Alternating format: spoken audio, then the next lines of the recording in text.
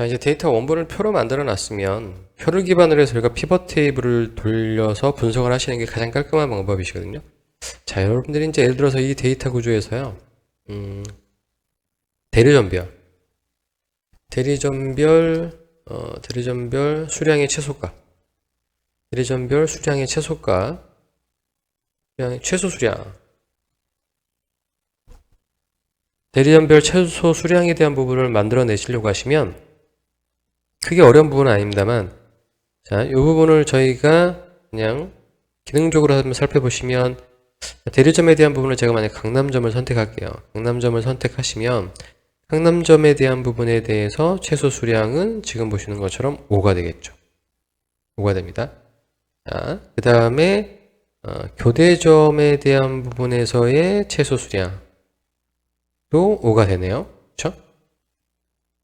어찌됐건 간에 지금 보시는 것처럼 해당되는 부분에 대해서 우리가 무언가에 대한 부분을 가지고 분석을 하거나 집계를 하거나 이럴 경우에 지금 보시는 것처럼 이렇게 필터를 통해서 처리를 하는 경우는 거의 없으시잖아요.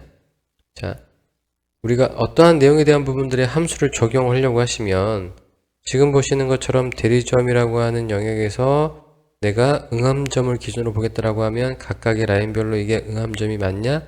맞으면 그거에 대한 부분에서 수량을 어느 영역에다 키핑해 놓고 응함점에 해당되는 수량을 다 키핑해 놓은 영역에서 이 가운데서 최소값을 또 여러분이 뽑아내셔야 되잖아요. 함수를 처리하시려고 하시면 기본적으로 해당되는 부분에서의 각각 대리점별 어떤 그 값들을 추출해 놓고 저장해 놓는 공간이 필요합니다. 함수를 어떻게 처리할 거냐? 만약에 min if s라든가 max if x라고 하는 2016 버전부터 지원되는 함수거든요. 그 이전의 함수는 처리하려고 하시면 결국은 어떤 함수를 쓰면 배열함수 쓰셔야 돼요. 되게 복잡하고 처음에 힘들거든요. 그래서 여러분들이 함수적인 어떤 내용에 대한 부분들을 처리를 하실 때 기본적으로 분석하면 함수보다는 제일 먼저 생각하시기 피벗 테이블이다 라고 말씀을 드리는 겁니다. 그래서 자, 표로 만들어 놓으신 상태에서 표 도구에 가보시면 표를 피벗 테이블로 요약을 하게 됩니다. 자, 그러면 표 2라고 하는 영역으로 피벗 테이블이 만들어지게 되는 거죠. 표 2라고 하는 영역에서 피벗 테이블이 만들어졌고 전 시간에 표에 대한 기능에서 표 기능의 가장 핵심적인 부분은 데이터의 영역이 자동으로 늘어난다. 데이터가 있는 구간까지 그 구간을 자동으로 잡아서.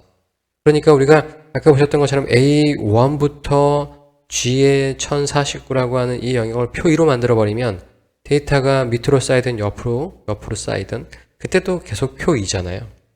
그렇기 때문에 우리가 영역에 대한 부분을 고민하지 않아도 된다라고 하는 거죠. 자, 그러면 여기에서 자, 대리점별 금액에 대한 부분을 저희가 그냥 끄집어 놓으면 그건 수량이죠, 수량. 저희가 수량을 그냥 끄집어 놓으면 지금 보시는 거 수량에 대한 합계가 나온단 말이에요. 그런데 이 수량에 대한 부분에 배드 설정에서 저희가 최소값을 만들게 되면 다 5가 나오죠. 다 5가 나옵니다. 자, 보시는 것처럼 다 5로 최소값이 여기는 6이죠. 마포점 같은 경우는 6으로 나와져 있죠. 자, 그래서 수량에 대한 부분을 또 한번 끌고 오시면 여기는 이제 수량에 대한 합계가 나오게 되겠죠. 그리고 다시 한번 수량을 또 끄집어 놓고 이 세 번째 수량에 대한 부분은 최대값으로 만들어 보겠습니다. 배드 설정에서 최대값. 그러면 최대값은 다 54개로 똑같고요. 요거 하나만 6개 마포점만 최소 수량이에요. 사실 변별력이 없는 수치긴 하지만 자, 어찌됐든 간에 저희가 이렇게 분석을 하려고 하시면 기본적으로 집계를 하고 합계를 구하고 카운팅을 하고 조건에 맞는 거를 만들어내셔야 되잖아요. 그러려고 하시면 함수를 생각하시는 경향이 많으시는데 함수부터 먼저 하시려고 하지 마시고 함수 대략적으로 한 500개 이상이라고 보면 되거든요. 실적으로 여러분들 쓰시는 함수는 한 10개에서 20개 내외라고 보시면 될 거예요. 실무에서 가장 많이 쓰는 함수, 실무에서 쓸 법한 함수들은 그 500개를 다 쓰지는 않을 겁니다.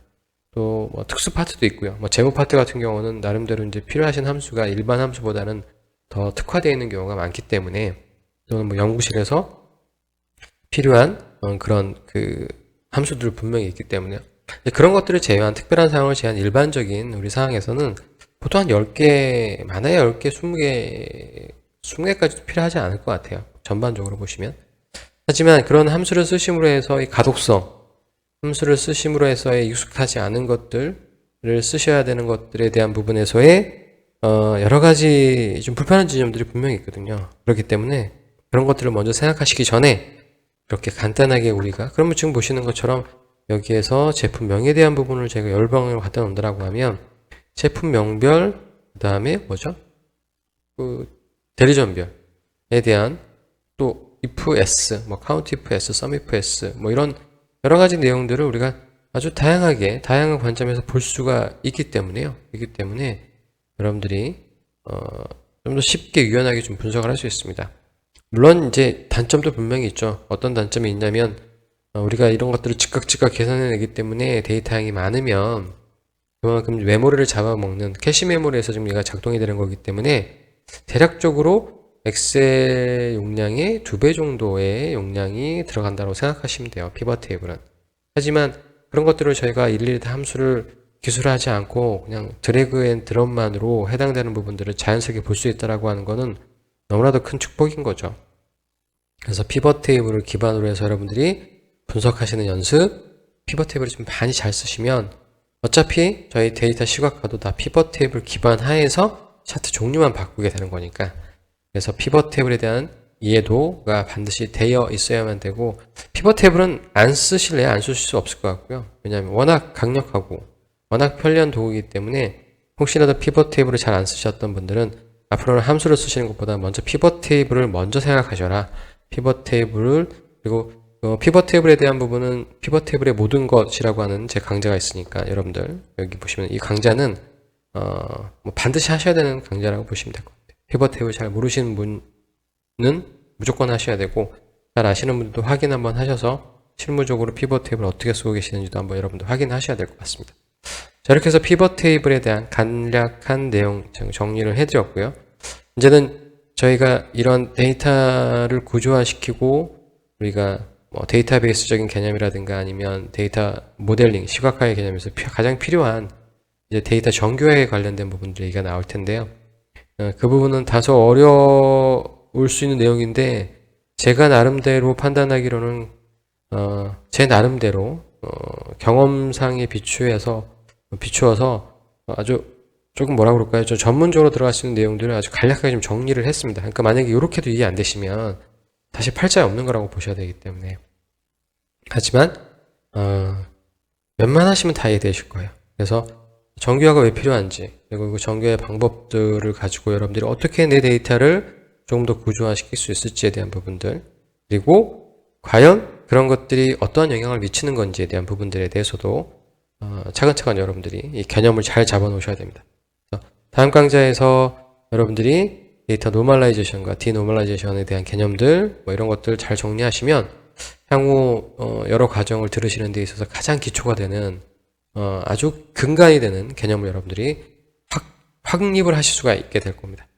자, 오늘 여기까지 말씀드리고요. 또 다음 강좌를 통해서 여러분들 또 찾아뵙겠습니다. 감사합니다.